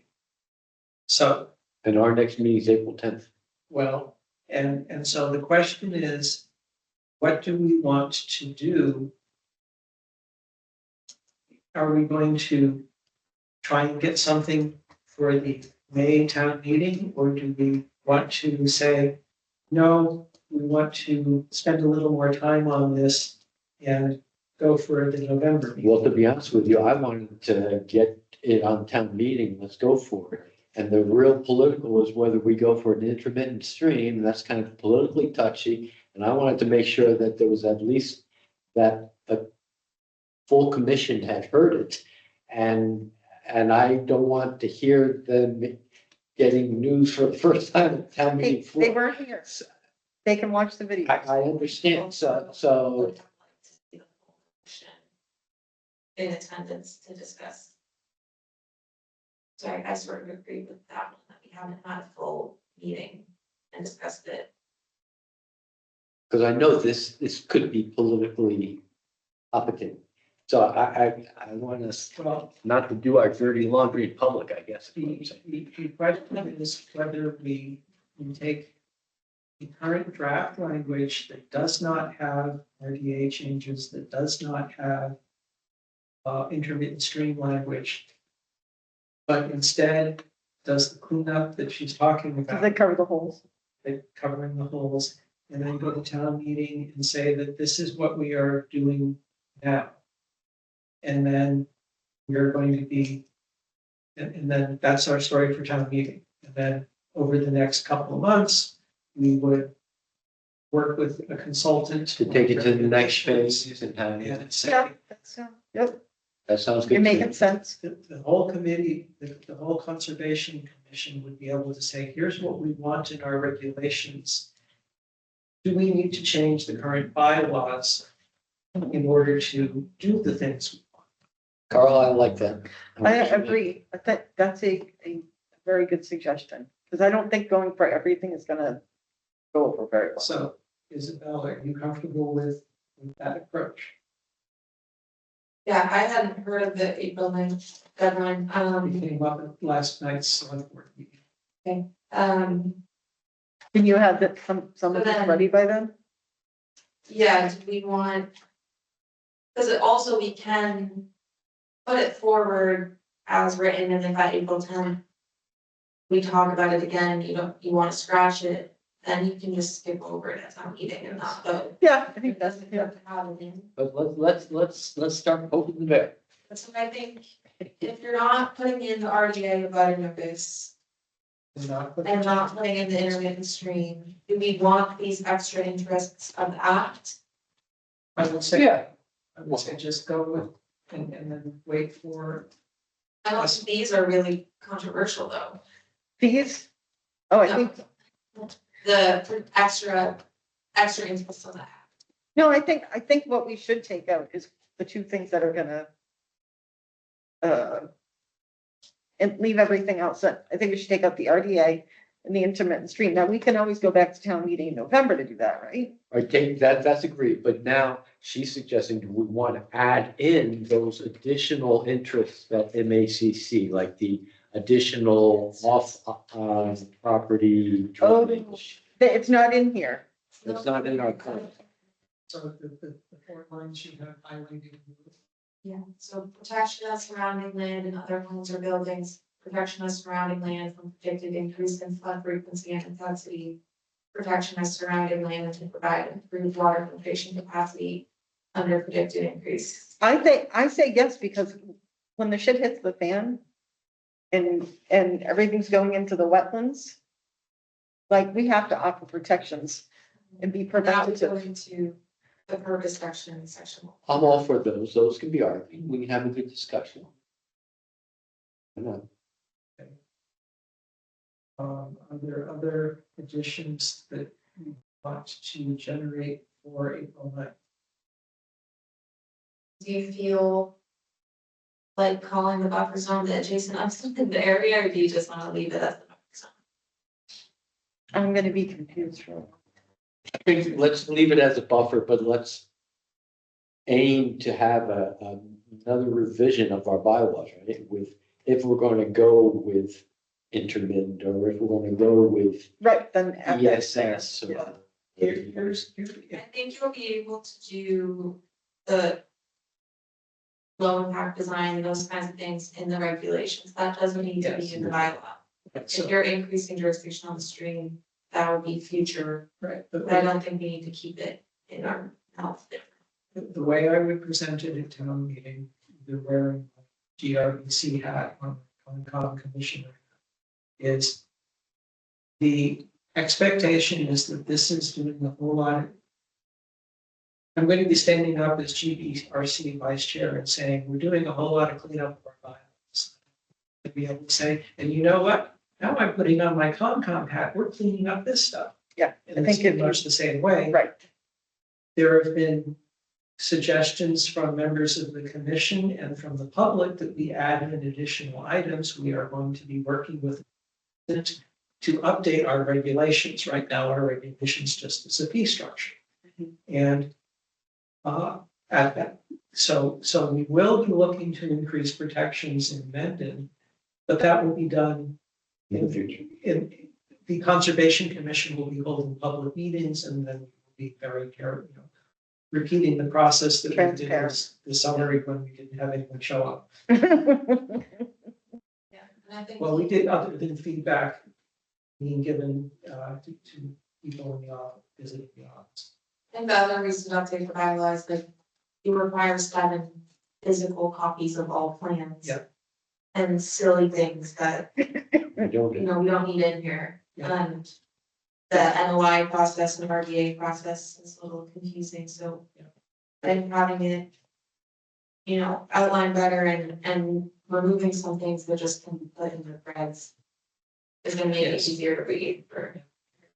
Another cleanup example, did you know that town meeting bylaws, the bylaw about town meeting does not support using electronic. So that's one of the things. I think it was allowed for COVID provisions. It is being done because the chair, the town moderator says so, but it would be subject to challenge if someone. A lot of conversation, right? So we're just adding a line saying, yeah, just like you, right now, it starts out as a voice vote. Moderator thinks there's contested, or if enough people stand and say they hand raising, or there's another way where people can say, I want a secret ballot. Well, the dongles, the electronic devices are automatically. Right, I love that. Well, you love it, but it is a fundamental change in the nature of how town governance works. That in a traditional small town meeting, you know how your neighbors feel about things because you hear them voting, or you hear them standing up and. Yeah, but in this day and age, Well, this is a discussion that people have in terms of culture. All right, Mr. Chair, what else we got? Yep. Do you want to accept the draft then? Yeah. I With the 4 changes that you're. I make a motion to accept the draft with the 4 changes that we outlined for the April 10th deadline. To get it Go on on, town. right. Warrant for the May town meeting. Is there a second? Second. Moved and seconded. Any further discussion? Roll call. Susan? Susan, I. Peter, I. Yeah, Chair votes aye. We're on our way. So then I'll put those changes and send it to I Jeremy. feel much and better about then this now. Don't you Yep. feel much better about this now? I'll update the page where I posted the Yeah. draft, so the final draft is. Okay, Okay, review and approve minutes for March 13th, 2025. make a motion. Is there a second? Second. Moved and seconded. Any further discussion? Roll call. Susan? Susan, I. Peter, I. Yeah, Carl, I. Approved. Okay. Good and welfare for the commission. Or chair update. We are going to have a conversation at some time in the future about beach sand. And this is something that I will definitely be interested in Bob's perspective, because he would be meeting with the Lake Nipmuc Association. It looks like the state will not approve someone's dock permit if they have beach sand in the wrong place, which would require everybody who wants a dock permit to come up. That's, And begs the question, where is the right place for any sand to be dumped in the buffer? right. that's the whole, well, yeah. Mhm. And so that is a conversation that Mendon has to have, because Mendon isn't enforcing. A conversation we would have is that at some point, we would want to enforce the Mendon bylaw on the lake residents, and we would want to enforce dock permits. Any fill or altering or drift? Yeah. Right. Except for the town beach. Right? Well, even the town Water should have a special. Yeah, so typically towns will only allow the public town beach to have sand. Beach nourishment, So yes. waterways response. The plan identifies an area of existing sand fill that appears to be located within chapter 91 jurisdiction. Although the edge of waters depicted wayward of the fill area, that is not the limit of chapter 91 jurisdiction, and fill seems to have been placed in the jurisdictional waterway without authorization. Please note that placement of fill within waterway for non-water dependent resources purposes, residential use, is not eligible for licensing. Which is the state's way of saying, we're not going to let you do it. So what is the jurisdiction of 91A? Well, Up to 10 high water. Up to the high water mark? And so there's some beach sand below the high water. All Yes. of it, There's- probably. Yes, all of it. If there's a bank. Chapter 91. So in a perfect world, on a great pond, you are allowed to walk the entire pond Right. between the high and low water mark. Everything, Yep, tripping all over the docks. So- To fish, navigate, and Hunt and yeah. fish. do you Hunt do you grandfather think No. people in, or do you just say everyone? Chapter does? 1, Chapter 91 does not grandfather, and the other issue it's is, the oldest state law, one of the oldest state laws. and the other one, yeah, because people have access to walk around like whenever. So the other way this is going to play out in town is that the state will not permit docks if you have beach sand, which is what they're talking about with this particular person. And what that means is that if we designate a police officer to drive around on a police boat and take a survey of docks and come back and we say, your dock is not licensed, you have to get it licensed, that will trigger a process whereby the resident will have to remove their beach sand. What do they put We there have time. instead of the beach sand? How do you replicate that? When we'll have time to do that, though, I think, Stuff's gonna. until we have until the commission has a decision, which we probably shouldn't, it's not on the agenda, we shouldn't discuss it more, but until the commission forms a position, maybe we don't recommend anyone else to go get their dock license. Well, that is, What do we do with this? I'm not going to recommend a homeowner not get a dock permit if he wants to have a dock, but I'm not going to. But the, Hide the fact from them that you're all right, go for the dock, but you're gonna lose your beach. right, but the other point is, Yeah. at the moment, Mendon does not do any enforcement on the lake other than like when somebody goes and cuts down a whole lot of stuff within the buffer zone. They still didn't get down for that.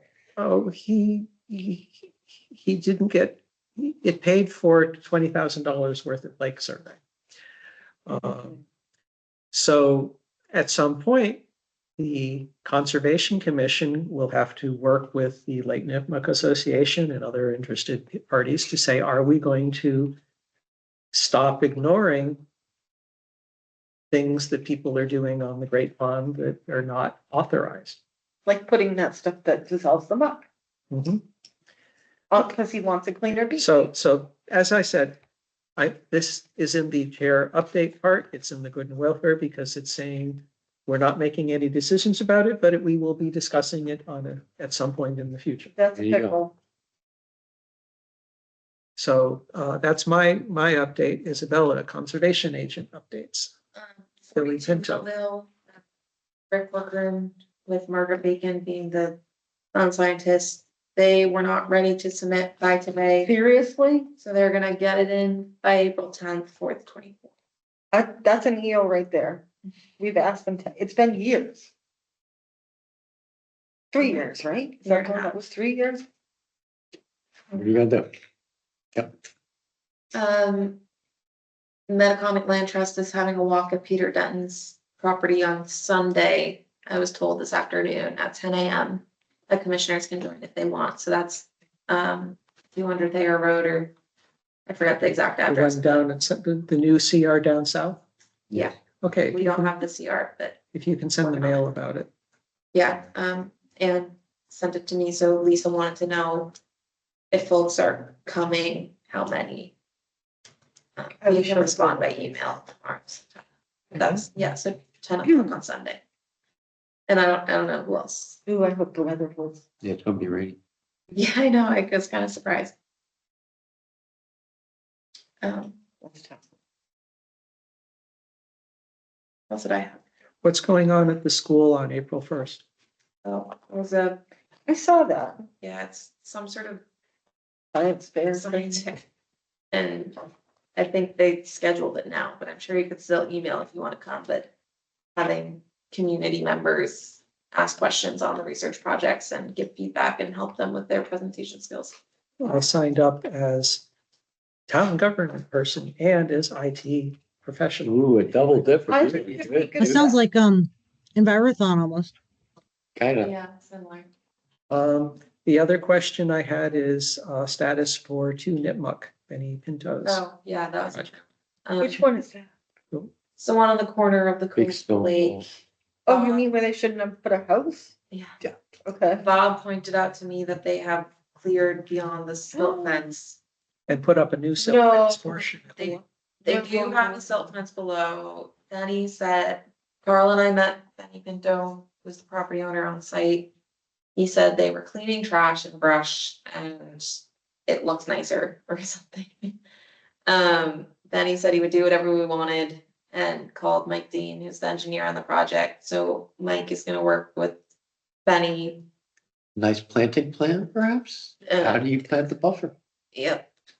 At Nice and least in thick. the 25 to 50, if Benny wants an expanded parking area, they're gonna have to submit an amendment. But so I think an amendment for what he intended to do, We got a but couple. recognizing our 25 no disturb and 50-foot no build and a planting plan, and Mike Dean understood that. Can we find him? What, we won't talk about finding yet, but there is another problem in that the paperwork is deficient. The public hearing for 2 Nipmuc was held the December before Maya left, and I was out with COVID. And then Maya did not complete the OOC paperwork. All that we have is an online document with 2 signatures. So it is not legal, it is not dated. There does not appear to have been an OOC submitted to the registry, which means that the construction work is suspect. Well, we're hoping that the applicant has it and just didn't get it recorded.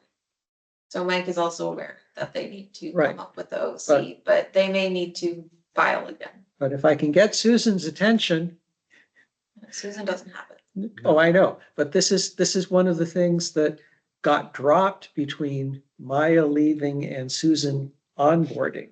So it's quite possible that the OOC never was signed by enough commissioners.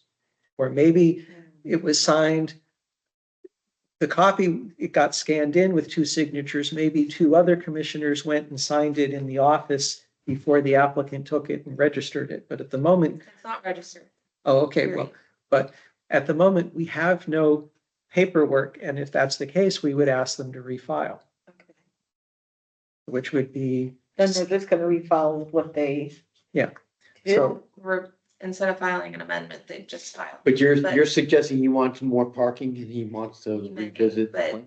You have the 25 no disturb 50-foot setback, and there was. That's a a limit hard work, no. So, yeah, No. I think, so, but that'll be I think. Because there is a silt fence up, there wasn't Yes. further erosion, and they didn't clear to the shoreline. So I think there's not an imminent threat of erosion. He knows not to do further work until they get permitting. So I think there is a little bit of a time period we can give to see what they suggest as restoration before we. this is the part of the lake that historically had a little merry-go-round, the carousel. And so the foundation for the carousel, he said that he discovered when he was back there with his There are back. there are some concrete footings, Yeah, so it's not. it's not pristine. Right, Those are his structure. but that's not up to him to decide. No, there was a mistake, yes, it should not have been cleared. Well, the mistake was who let him put a house there? COVID, We I let was it. sick with COVID. So I wasn't so I wasn't around for 200 that. feet away from the lake is across the street in that building. Okay, so those are the two Sorry, other items I had. Now let me. things that won't happen again, right? Read the agenda. Well, this is one of the things where people say, why do we need to give Isabella a merit raise? Well, because we lost a whole lot of paperwork when we didn't have an agent, and the Kevin Meehan project on Hastings Street was a lot more effectively managed than the Uxbridge Road project, where we didn't have an agent who was able to work with the commission on it. Mm. So likewise, if someone at town meeting gets a hair up there and to say, well, why don't we just remove the wetlands protection bylaw all it out, and then I can list. We would not have been able to do the work we're doing on 23 Cape Road. We would not be able to do the work that we're doing with the Hastings Street project. Right. And we are, with the bylaw, we're able to effectively work with developers in order to protect all of those things that are listed in the first section.